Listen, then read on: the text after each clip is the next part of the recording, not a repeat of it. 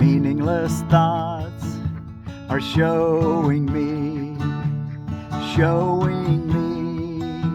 a meaningless world. My meaningless thoughts are showing me a meaningless world. My meaningless thoughts are showing me a meaningless world, a meaningless world.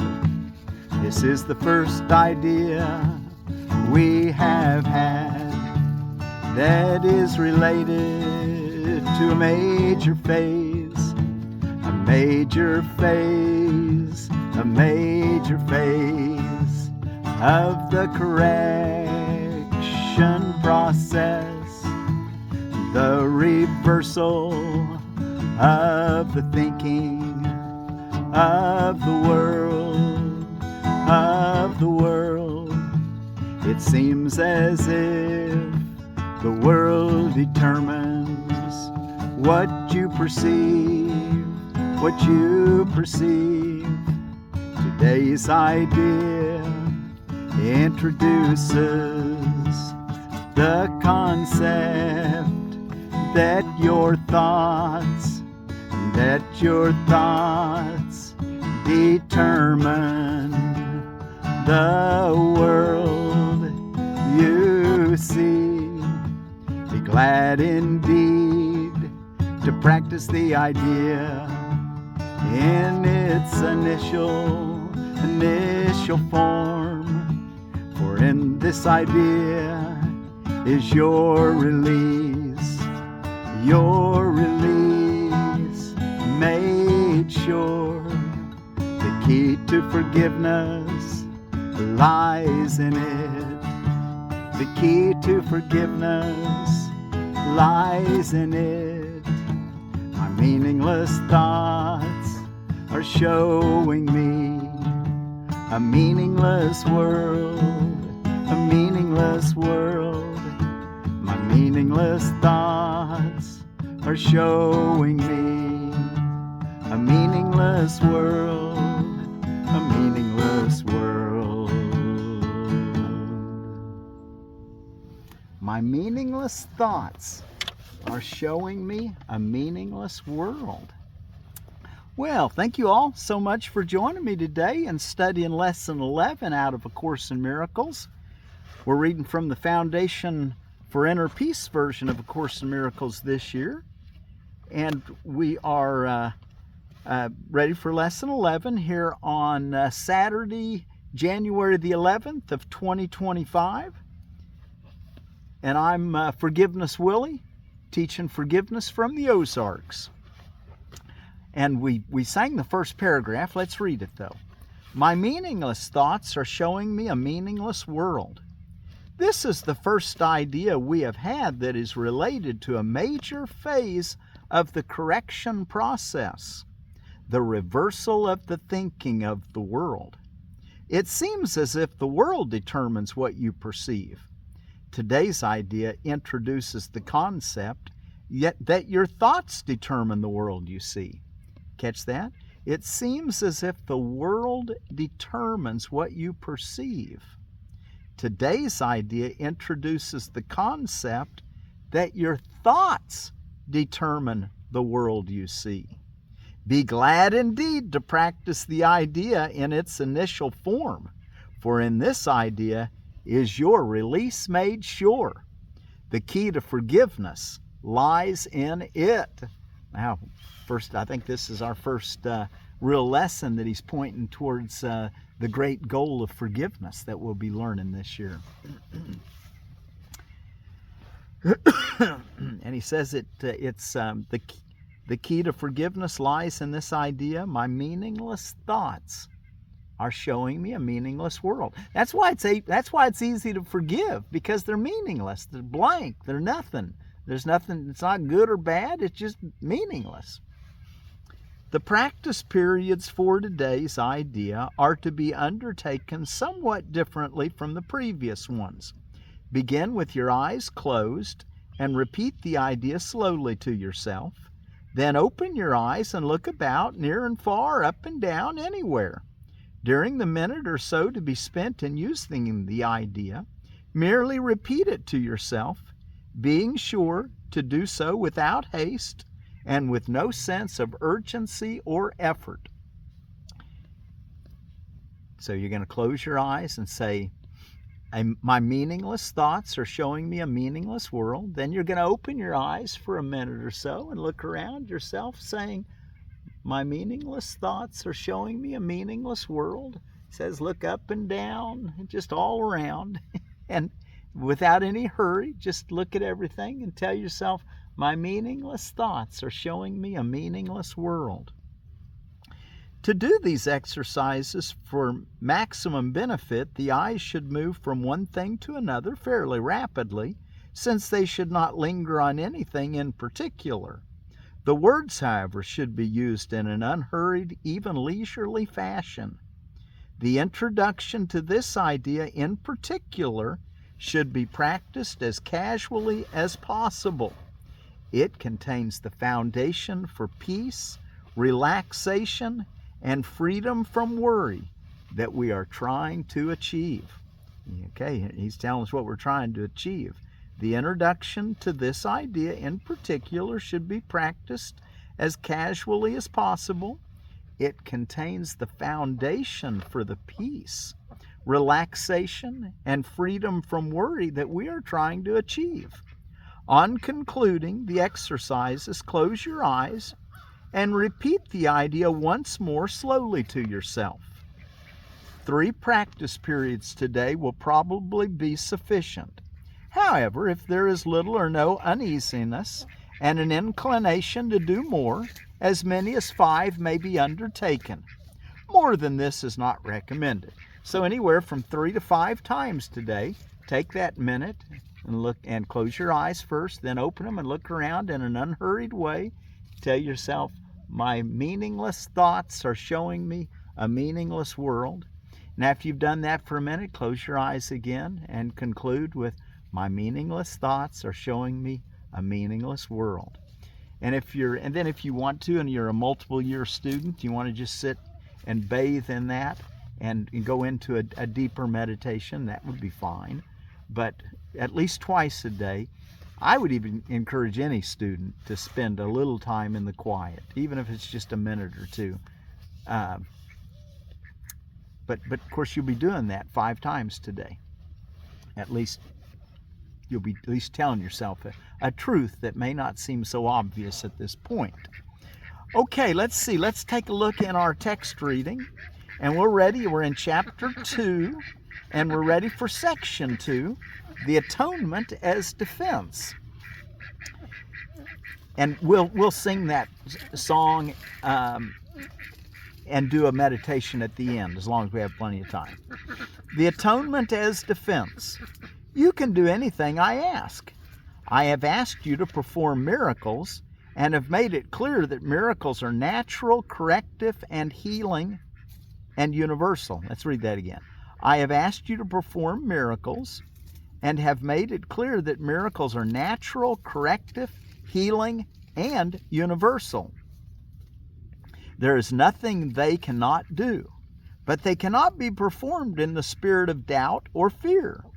When you are afraid of anything, you are acknowledging its power to hurt you. When you are afraid of anything, you are acknowledging its power to hurt you. You're not recognizing your invulnerability. Remember that where your heart is, there is your treasure also. And that's a quote that Jesus was recorded as saying in Matthew chapter 6 and verse 21. Remember that where your heart is, there is your treasure also. You believe in what you value. We're working with our value system, and we're wanting to value the kingdom of heaven. We want to treasure it. You believe in what you value. If you are afraid, you're valuing wrongly. Your understanding will then inevitably value wrongly, and by endowing all thoughts with equal power, will inevitably destroy peace. That is why the Bible speaks of the peace of God, which passeth understanding. And you can find that quote in Philippians chapter 4 and verse 7. This peace is totally incapable of being shaken by errors of any kind. It denies the ability of anything not of God to affect you. This is the proper use of denial. Okay, you can use denial in controlled by the ego in a negative way, to deny the truth, to hide, or to go unconscious. Or you can use it to deny what's not true. So it says here, this peace is totally incapable of being shaken by errors of any kind. It denies the ability of anything not of God to affect you. Anything not of God can't affect us. This is the proper use of denial. Oh, that must not be of God, so that's not of God, it's not of love, so it can't affect me.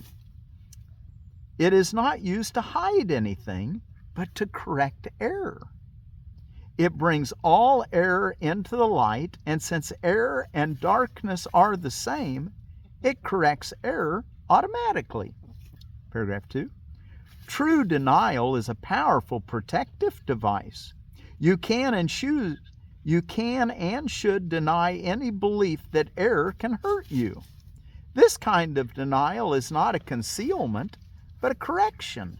Your right mind depends on it. Denial of error is a strong defense of truth, but denial of truth results in miscreation, the projections of the ego. In the service of the right mind, the denial of error frees the mind and reestablishes the freedom of the will. When the will is really free, it cannot miscreate, because it recognizes only truth. Paragraph 3. You can defend truth as well as error. The means are easier to understand after the value of the goal is firmly established. You can defend truth as well as error. The means are easier to understand after the value of the goal is firmly established. It is a question of what it is for. Everyone defends his treasure and will do so automatically. The real questions are, what do you treasure and how much do you treasure it? And we're working with our value system. What do we really treasure? Do we treasure truth? Do we treasure love? Do we treasure peace? And how much do you treasure those treasures? Everyone defends his treasure and will do so automatically. The real questions are, what do you treasure and how much do you treasure it? Once you have learned to consider these questions and to bring them into all your actions, you will have little difficulty in clarifying the means. The means are available whenever you ask. You can, however, save time if you do not protract this step unduly. The correct focus will shorten it immeasurably. Paragraph 4. The atonement is the only defense that cannot be used destructively, because it is not a device you made. The atonement principle was in effect long before the atonement began. The principle was love, and the atonement was an act of love. Acts were not necessary before the separation, because belief in space and time did not exist. Wow, catch that. The belief in space and time came about after we had fallen from the idea that we were one with love, one with God. And then we started making a bunch of other errors. It was only after the separation that the at-one-ment or the atonement and the conditions necessary for its fulfillment were planned. Then a defense so splendid was needed that it could not be misused, although it could be refused. Refusal could not, however, turn into a weapon of attack, which is the inerrant characteristic of other defenses. Let's read that sentence again. Refusal could not, however, turn into a weapon of attack, which is the inerrant characteristic of other defenses. The atonement, or the atonement, thus becomes the only defense that is not a two-edged sword. It can only heal. What is atonement? Well, at this point, just think of it as we've already read this back in the 50 Principles, but it's the interlocking chain of forgiveness, which when completed is the atonement or the atonement. We're going to build a lot on forgiveness. This is the book about forgiveness because that's what allows for miracles to take place. Atonement thus becomes the only defense that is not a two-edged sword. It can only heal. Paragraph 5. The atonement was built into the space-time belief to set a limit on the need for the belief itself and ultimately to make learning complete. The atonement is the final lesson. Learning itself, like the classrooms in which it occurs, is temporary. The ability to learn has no value when change is no longer necessary. The eternally creative have nothing to learn. You can learn to improve your perceptions and become a better and better learner. This will bring you into closer and closer accord with the sonship. But the sonship itself is a perfect creation, and perfection is not a matter of degree. Only while there is a belief in differences is learning meaningful. 6. Evolution is a process in which you seem to proceed from one degree to the next. You correct your previous missteps by stepping forward. This process is actually incomprehensible in temporal terms because you return as you go forward. The atonement is the device by which you can free yourself from the past as you go ahead. It undoes your past errors, thus making it unnecessary for you to keep retracing your steps without advancing to your return. In this sense, the atonement saves time, but like the miracle it serves, does not abolish time. As long as there is need for atonement, there is need for time. But the atonement as a completed plan has a unique relationship to time. Until the atonement is complete, its various phases will proceed in time, but the whole atonement stands at time's end. At that point, the bridge of return has been built. And the last paragraph to finish this section, paragraph 7. The atonement is a total commitment. The atonement is a total commitment. You may still think this is associated with loss, a mistake all the separated sons of God make in one way or another.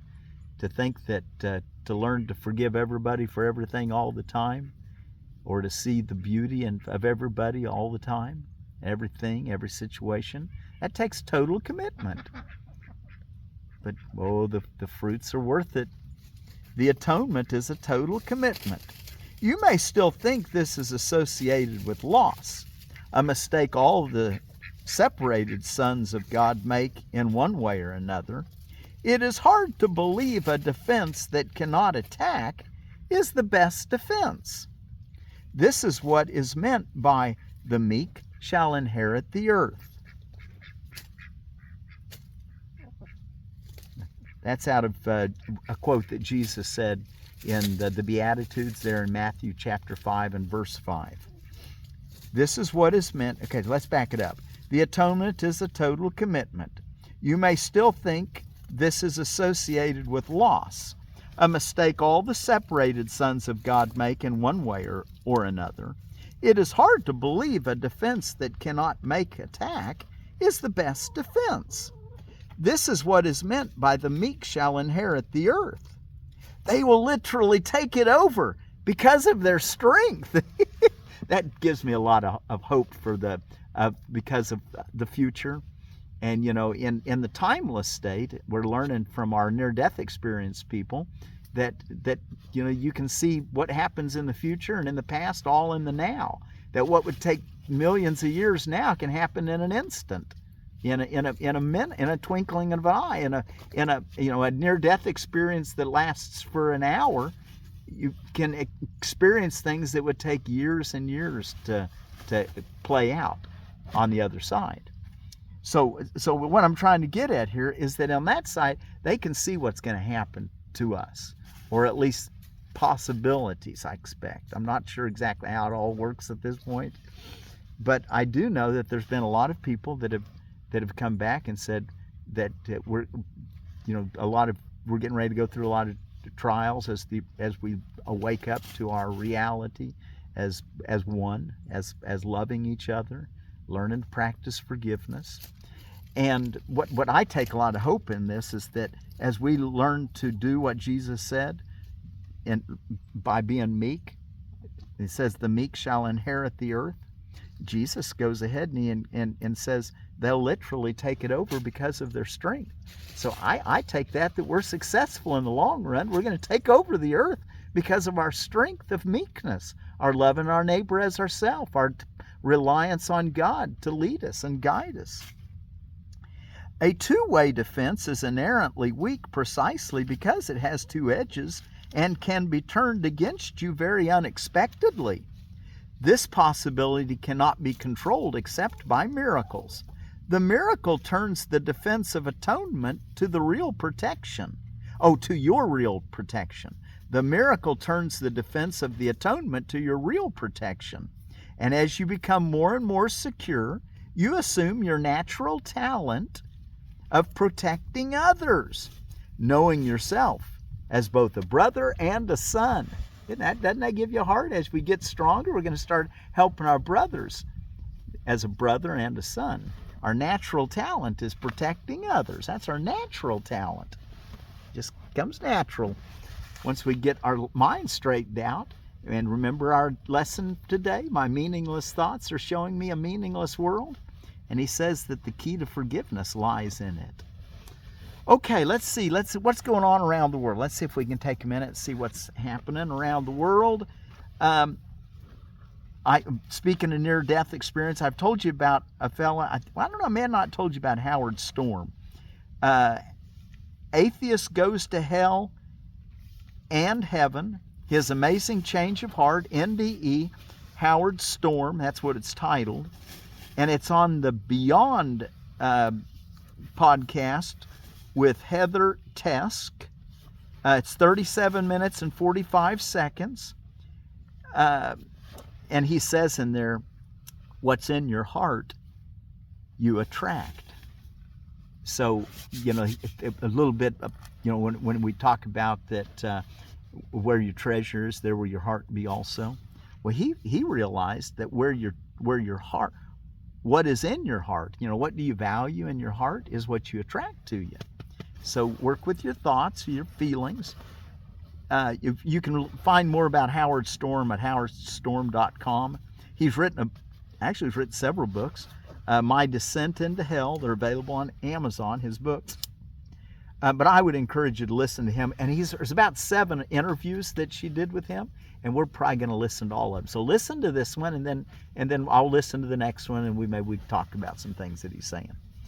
I don't know that everything he said is actually going to be accurate or right, but you know what? Yeah, I think it gets us kind of in a good mindset for possibilities. Okay, let's see. I've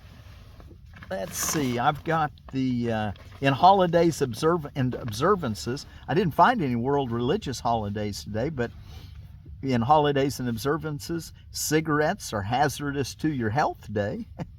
Heritage Treasures Day.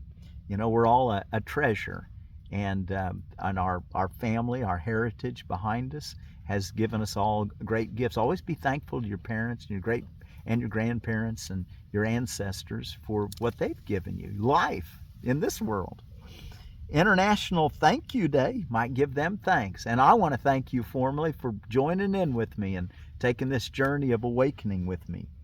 Learn your name in Morse code. I kind of did mine the other day, Forgiveness Willie. Anyway, I'm not going to tell you what it is now. But Step in a Puddle and Splash Your Friend Day. Sounds like a good thing to do. Make sure they want to be splashed, but anyway, be kids. Have fun. And then out of edible landscaping, we've got the KSU Atwood Pawpaw. In 2009, KSU Atwood became the first cultivar to be released from Kentucky State University's breeding program. It is a large, round, and mango flavored. Described as excellent tasting with very little leaf spot, fruit has greenish blue skin, yellow to orange flesh with few seeds, medium-sized fruit. The KSU Atwood Pawpaw. Is that everything I had to share with you today? I think so. Our word for peace will be out of the Hungarian language from Hungary, and it's Beke. So Beke be with you. Okay, how much time are we looking at? I think we got enough time. If we got time, we'll do our little 1 minute practice. It's probably about all we have time for.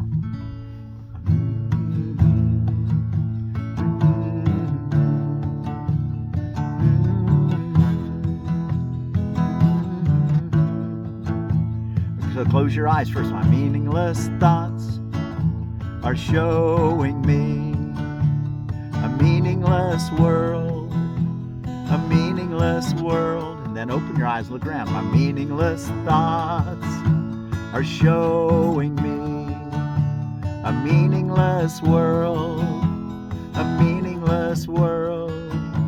My meaningless thoughts are showing me a meaningless world, a meaningless world. My meaningless thoughts are showing me a meaningless world, a meaningless world. My meaningless thoughts are showing me a meaningless world, a meaningless world. Meaningless thoughts are showing me a meaningless world, a meaningless world. My meaningless thoughts are showing me a meaningless world. And then close your eyes. My meaningless thoughts are showing me a meaningless world, a meaningless world. My meaningless thoughts are showing me a meaningless world, a meaningless world. Okay, well, thank you all so much for joining me again, and be sure to do at least 3. Once in the morning, once in the evening. I would encourage you to do that as soon as you can when you get up and right before you go to bed. And sometime during the day, maybe lunchtime when you're saying your prayer before you eat lunch, take a moment and close your eyes. Say, my meaningless thoughts are showing me a meaningless world. Open your eyes, look about, and do that for a minute. Repeating that to yourself a few times unhurriedly. And then close your eyes again and say, my meaningless thoughts are showing me a meaningless world. Beke.